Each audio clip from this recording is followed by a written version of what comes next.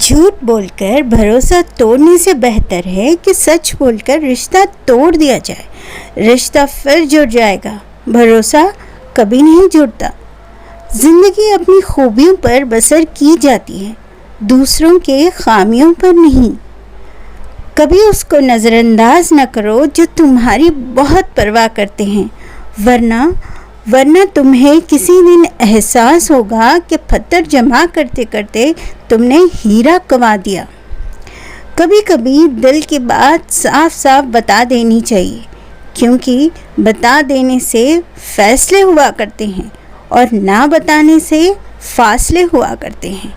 اگر لوگ تم سے متاثر ہو رہے ہیں تو تکبر نہ کرو، بلکہ اللہ کا شکر ادا کرو کہ اس نے تمہارے عیب چھپا کر تم کو لوگوں میں معزز بنا رکھا ہے۔